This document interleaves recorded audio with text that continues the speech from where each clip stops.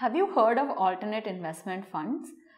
They're an interesting investment opportunity, and in this video I'm going to talk to you about what an AIF or an alternate investment fund is, who should invest in them, and what you need to look out for when you're studying or looking at AIFs as an investment opportunity.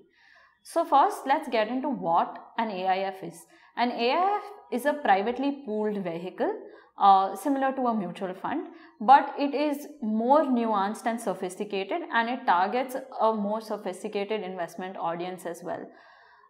For instance, AIFs can invest in unlisted securities.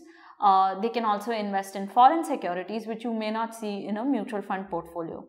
The second thing is that there is a minimum investment requirement of 1 crore into AIFs. This is a SEBI guideline, and AIFs are typically meant for institutional investors like companies or high net worth individuals or NRIs or foreign investors. Now, who can invest in an AIF depends on that particular fund's mandate as well as requirements.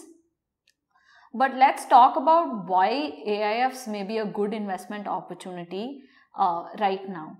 So for a conservative high net worth individual, the options in debt are limited because deposit rates are low. There have been certain instances where bonds have defaulted in the recent past. And even on the mutual fund side, credit risk has been a bit of a problem where we've seen some schemes winding down and there's been a lot of pressure on that side.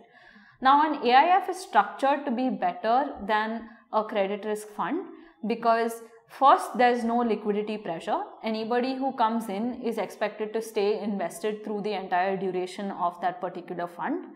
Second, there's a wider investment universe, so you're not restricted to a set of commonly traded bonds. You have unlisted securities or thinly traded bonds as well, where you might get a better return with a lower risk, even though it may not have the same credit ratings. The third thing is that AIFs actually employ a full research team. Like, they could have highly trained professionals that are selecting these securities and monitoring them and assessing the risk and ensuring that the risk reward balance is still in your favor.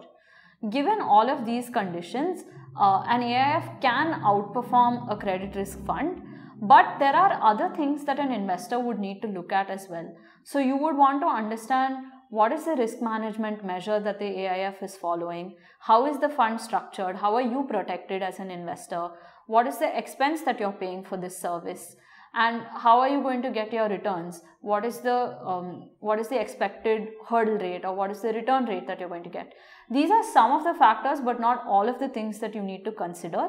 And while an AIF can be an interesting opportunity, it may also be difficult for you to identify the best one that suits your needs.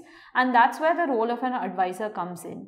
If you're interested in pursuing opportunities in the AIF space, do get in touch with us and we'd be happy to work with you.